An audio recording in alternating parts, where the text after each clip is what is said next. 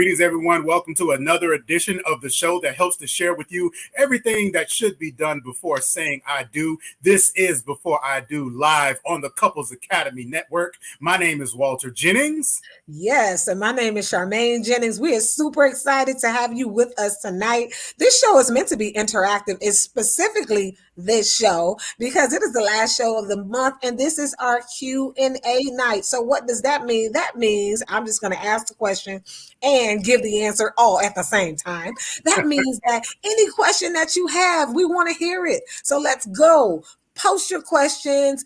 We work for you. Put the questions in the chat area, share it, and we are all ready to go to provide some answers and responses for you. So this is interactive. This is your night. So what will you ask? And we're just excited about it.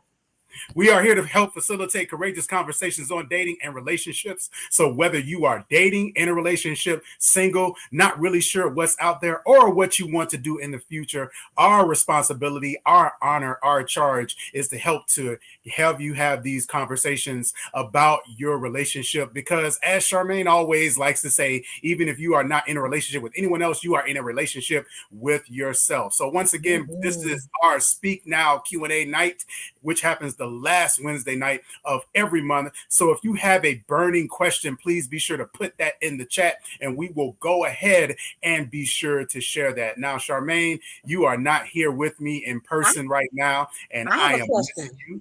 Look, synergy, y'all. This is what happens when you got synergy. We didn't even know we were wearing the same color today, right? And my first question was going to be, do you miss me? Of course I miss you. Yeah, that's what I was getting ready to tell the people. So as you all see, Charmaine and I are on separate screens. Everything's fine. Nowadays in the world of the internet, you have to be careful to let people know, girl, they was on two separate computers this week. So I don't know everything's fine. Charmaine is actually out of town on business. So she is actually tuned in, wanted to make sure she was available for the show. And of course, myself and our daughter, we are missing her, but we are so excited to bring you all before I do tonight. Well, I miss you all as well. Whenever I'm away from my family, definitely miss you all. It makes you more appreciative of being around those who love you. So I definitely miss you as well. So tonight is Q&A. So all things go. Right. It's also the spring. So the spring represents the new birth, right? We got everything's in bloom, right? Everything is fresh. It's ready to be in to just see the new of things. We're coming off of the winter months where things kind of have that down period to things fall off and fall. In the wintertime, they kind of lie dormant. And now everything is in bloom. It's that new process. And so, yeah. What are your spring experiences right now with relationships? Well, here's the thing about the spring. The spring brings something that I am not a big fan of, and that is called spring cleaning. And for those of you who grew up in a household that believed in spring cleaning, it was the bane of our existence. Now, I'm one of those semi-old school people where you had Saturday morning chores, where every Saturday morning, regardless of what it is that you felt like you had on your schedule, you had to get up early Saturday morning and you had to make provision to do your chores. And so in the springtime, there was something that was called spring cleaning. And that is what my wife would call a deep cleaning. So this is beyond that surface level cleaning. This was going through the closets, pulling out old clothes, going through those old documents, taking things to be shredded or burned or donated. So it was a whole thorough cleaning, and it was to actually make room for the new. So it was going through the old and making provision and space for the new. And so on the relationship and the dating side, sometimes we have to do the exact same thing. But before we get to that, Charmaine, I know that you're a big proponent of spring cleaning / deep cleaning. And what is it about it that you think is so important? Well, I think it's that time of year that really you have to ask yourself, what am I holding on to? Right. And we go through 12 months out of the year where we start collecting things. We get blessed. We get a bonus. We go shopping, right? We add things to our lives. And so spring allows us to, how can you prepare for your blessing? How can you prepare for something new if both of your hands are full? Mm. And so at some point, spring is really about saying, wow, I have all these things in my possession. I have all of these opportunities. I have all of these things that I've accumulated. Now, let me be a good steward of those things. Which things should I put down? Which things should I donate? Which things should I hold on to? It really just allows us to do some deep reflection. So the cleaning work is not always the technical work of physically doing something. Sometimes it is just that mental reflection time. What do I need to remove from my hands, from my plate, my obligations, so that I can make room for opportunities. Now, disclaimer, we're not saying that if you've been married 30 years, don't be saying, Charmaine, don't say, Charmaine trying to get rid of you, Errol. Charmaine said it's time for me to throw you out. we are not talking about that, ladies and gentlemen, family and friends. Okay. So just to clarify that, we're not saying that, okay, I done been with you 30 years. I think it's time for me to spring clean. No, we are not saying that. Okay. What we are saying is, though, it is a time of reflection. Even if you have been in a 30-year relationship, right? What are some of those things that, man, we need to hold on to this? This is good. This is sexy. This is growing. This is evolving. And we want to continue to nurture this. And then what are those things that, what? We have been committed to doing this thing or thinking this way, right? For 30 something years, and it hasn't really served our relationship well. Mm. So it might be time to spring clean that. It might be time to let that fall off and just fade in the background for us to rebirth something new, something fresh, something amazing. Absolutely. So once again, for those of you just joining us, tonight is our Speak Now Q&A night. So if you have any question or comment, be sure to put that in the comments. And in the meantime, we're also talking about spring cleaning your relationship. And so we are going to take a really brief commercial break, and we will be right back with your questions and or tips related to spring cleaning your dating and relationships. Y'all stay tuned.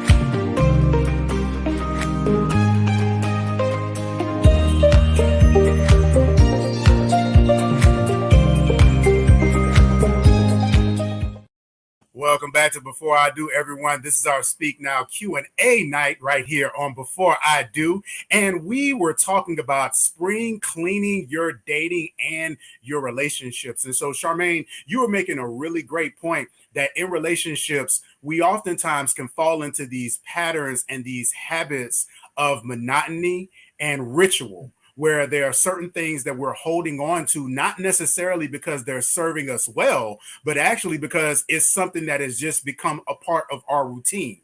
And so it's important that we have these intentional moments within our relationship that we actually evaluate, just like we do when we're spring cleaning physically. We also need to do it emotionally and from a relationship standpoint, where we really take inventory of some of the habits, some of the routines, some of the things that we are doing, but also to make room for some of the things that we may want to do. And so it's really important that we apply that same type of mentality when it comes to spring cleaning. So we actually have a few tips to help you as you consider spring cleaning your relationships and or dating. Tip number one, you want to use it as a time to reevaluate your life and relationship goals. Now, for some of us, as we go into relationships, we may have had some things that we wanted to accomplish and set in place and do. Well, time oftentimes provides a really important opportunity for renewed perspective. Some of the things that may have been a goal or some things you wanted to accomplish 5 or 10 years ago, you may feel a little differently about those things, but you haven't necessarily changed your mindset or your behavior to really adopt to some of the newness that you want to embark upon. And the same thing when it comes to your relationship. Some of the things that you may have held in a certain esteem when it comes to the things that you value in a person or an individual, when it comes to a relationship, maybe some of those things have shifted. So it may be time for you to reevaluate some of your life goals and your relationship goals in this juncture. Absolutely. And then we have our second point, well, as far as reevaluating those things, I can't add anything else to that besides, those relationship goals. We want to always make sure, first of all, that we have them. You want to be in a constant state of growth, and having that growth mindset. And it doesn't occur without goals. Goals help us get to that place where we are continuing to exercise that muscle for growth. But our second tip too is settle any hidden bad blood. Mm, Man, I don't have my bell, but I cannot stress this enough. mhm, Settle any hidden bad blood. If you have caused offense, if you have taken offense, mm, because no one can offend you unless you choose to be offended. You have to take it, right? It is optional, right? And so again, if you want to settle these things, because if it is hidden, meaning it's something that you just kind of brush off, I'm all right, but no, it starts to fester and it starts to build. These are internal toxins that you are allowing to really hold and house into your body, and it causes, again, what's on the inside will start to show up on the outside. And next thing you know, the coworker does something that's relatedly, that's small, or it simulates the offense of what this person has done to you, and it can cause some major issues. So settle any hidden bad blood, address it. Some people would rather just avoid. I don't want to be uncomfortable. I don't want to have to confront them. I don't think they're going to change. I don't think it's going to make a difference. Well, you know what? It won't make a difference if you don't make a difference. You have to make a different choice. And so sometimes that choice is to definitely address it, settle any hidden bad blood. You don't want anything on your conscience. And I can tell you from personal experience, toward the end of 2022, and we're only 3 months into 2023. And when I tell you, people are transitioning out of here, and I'm talking about to below ground, whether their spirit is above ground and the body is below ground, people are transitioning out of here. And so you don't want to have any regret. You mhm. want to be at peace with all of the relationships in your life, the relationship with yourself, your sisters, your brothers, your co-workers, your community, and most importantly, your family. So settle any bad blood. Yeah, Charmaine, when I think about this one, oftentimes akin to when we spring clean, Mhm. sometimes we put things away and we actually have forgotten that we have this bad blood or we have this item. And when it's uncovered, we have a choice to make of either putting it back and ignoring it or actually dealing with it. So the premise of this is really purposing to really address some of the challenges that we may have had with people, just like you said, that we may have just ignored, that we've chosen to just act like it didn't happen and that it didn't exist. And here's the thing, when we do that, those things show up in our relationship with other people. Absolutely. Those things show up on our job in the way that we navigate and move throughout the world. So it's not like by ignoring it that we're actually moving past it in a healthy and productive way that's good for us. What it actually does is it becomes a part of our unconsciously, it becomes a part of our behavior system, where Mhm. now it's actually hindering us in our ability to be able to interact with other people. And so it's very important too that when we think about settling it, right? Settling alludes to closure. And Mhm. as we talked about before, closure doesn't necessarily happen on the terms of other people. A lot of people have this misconception about settling and closure when it comes to, well, I need to have a conversation with this person. This person needs to apologize. We've got these demands that are predicated upon the actions of other people, and that can be an unhealthy expectation when it comes to settling and getting closure. So it's very important for us to really define in healthy ways what that settling and that closure actually looks like so that we can move on in a healthy way. Mm-hmm. That's a good one and one of my favorite ones. Settle any hidden bad blood, and especially settle the ones that aren't hidden, the obvious bad blood.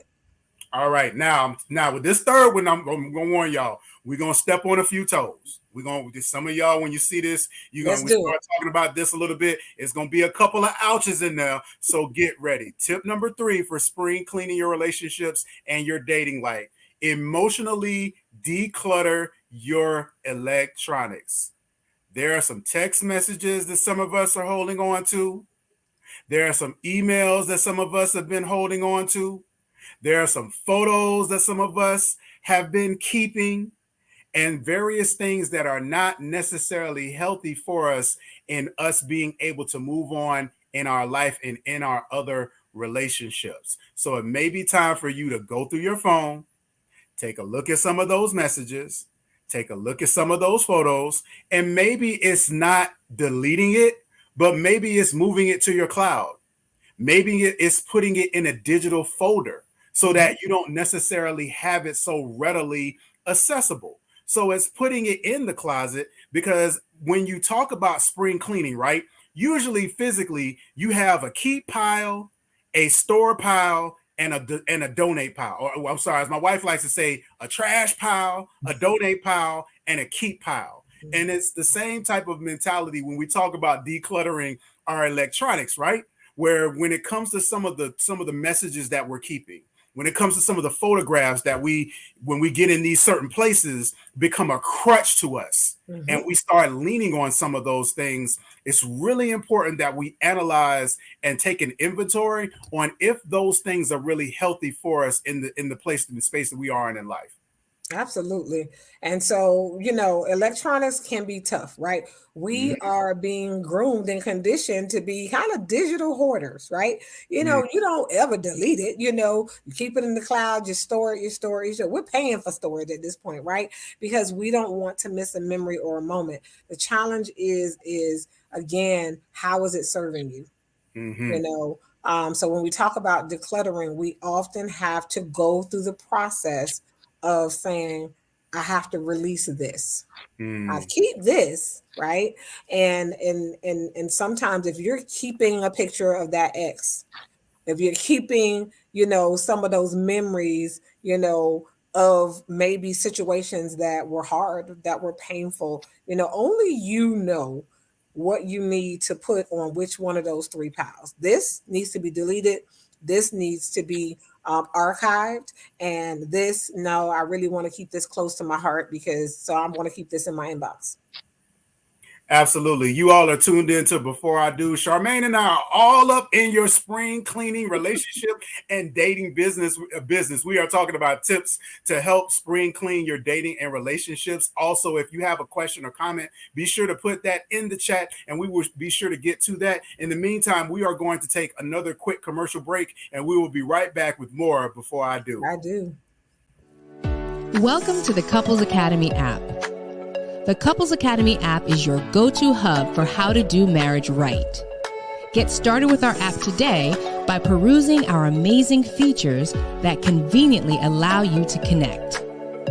This app is packed with powerful content and resources to help you grow and stay connected. With this app, you can watch our messages, find marriage resources, watch, listen, and read the real-life stories of restored couples, sign up for events, read articles and blog posts, stay up to date with push notifications, share your favorite messages via Instagram, Facebook, Twitter, or email, and download messages for offline listening. For more information about the Couples Academy app, go to couplesacademy.org.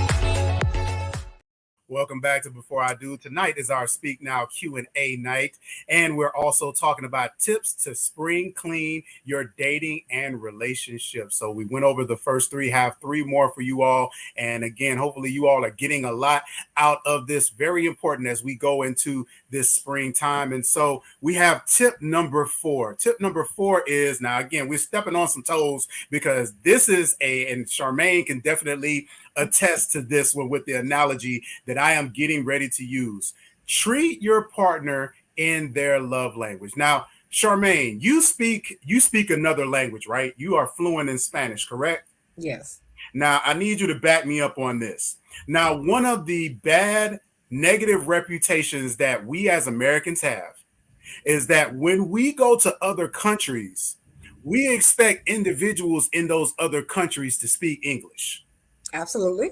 Rather than us knowing that we're going to be visiting that country, try to at least learn some of their language so that we can hopefully immerse and to communicate in their culture and language, correct? Absolutely. We definitely, as Americans, we have a reputation for being monolinguals and really often expecting other individuals to accommodate our language. Right. And part of the reason why I brought that up is because when it comes to our love languages, we can be the exact same way, where we know and we may know and understand our love language, but then we put the burden on our partners or our spouses to then speak to us in our love language without us understanding and embracing what their love language is. So it's important for us to commit ourselves to the work of understanding and knowing what our partner's love language is, and then put our foot to the plow, our foot to the path of then learning how to love them and to support them in their love language. Now, I'll be honest with you all. I'm going to keep it 100. I'm going to keep it 100, as the young people say. So one of my wife's love languages is acts of service. Now, what that means is part of her love language are doing tasks or things for her just for the good of it, just for righteousness sake. And I don't always feel like just doing stuff. I spend my whole day doing things. But for my wife, part of her love language is acts of service. So for me, it's important for me to have the mindset of, at least on a daily basis, trying to do something intentionally for her, wait for it, without expecting anything in return, just because it is an investment in our relationship and also an exercise in me understanding and speaking her love language. I was letting you chime in. Agreed. you, but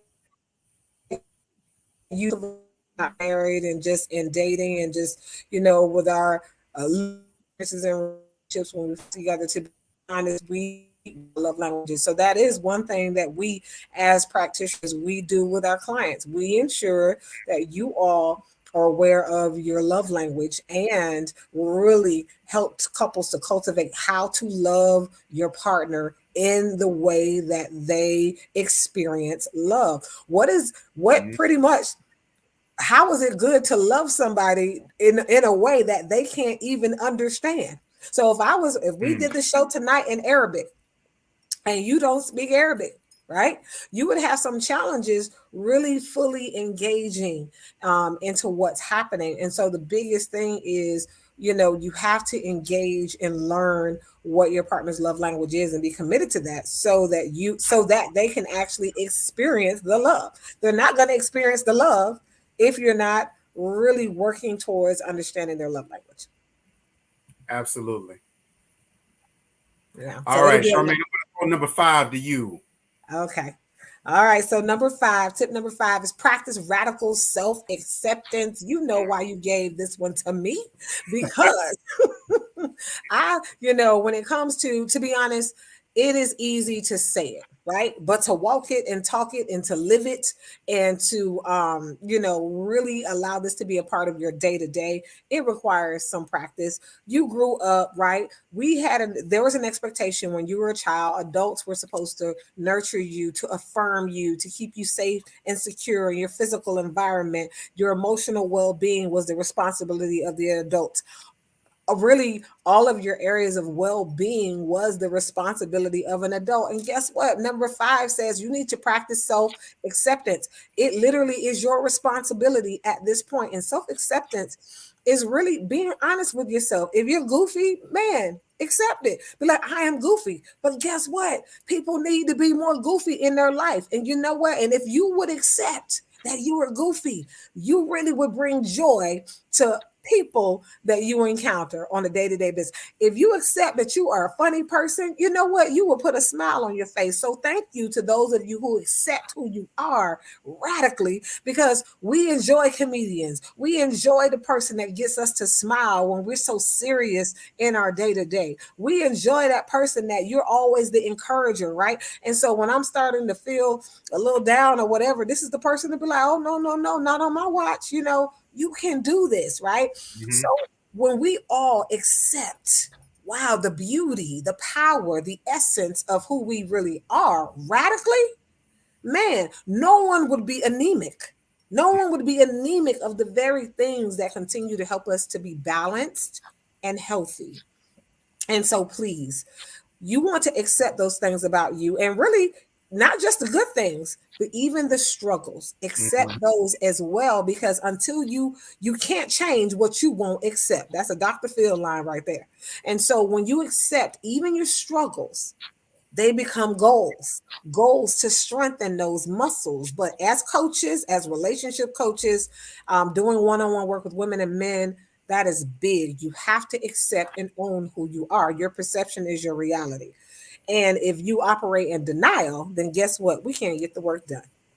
Charmaine, that last piece that you mentioned was so important. And I think that's what actually speaks to the radical part, because you have individuals who are often practice being self-deprecated and self-defeating, and they are willing to embrace all of the negative things about themselves and all of the things that they don't like, but they're not willing to acknowledge and recognize their superpower.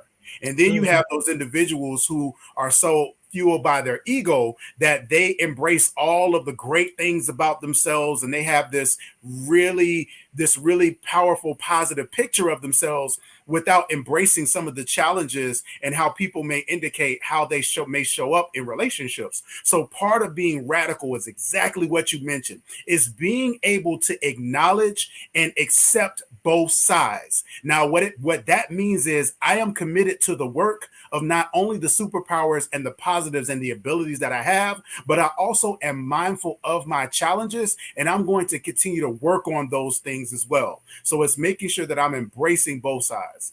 Absolutely.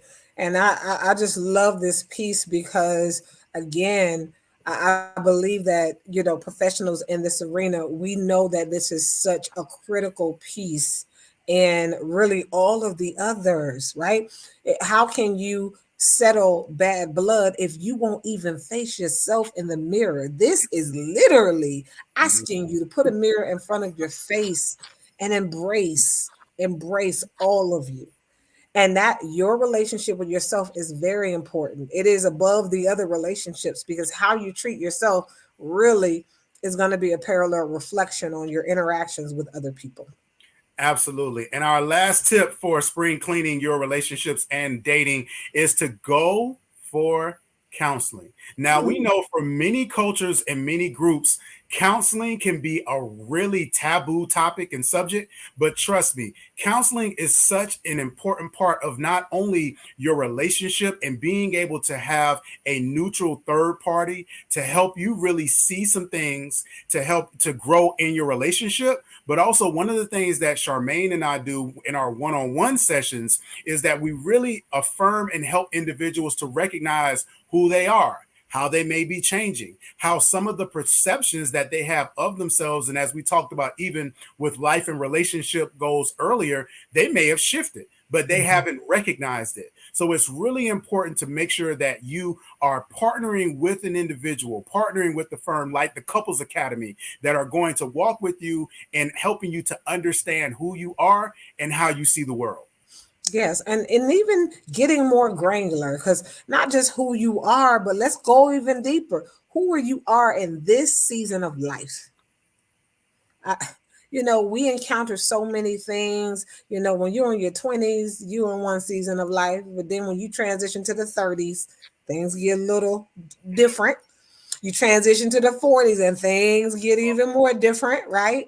And so Who are you at this season of life? You know, we don't want you to grieve your 20s if you in your 30s.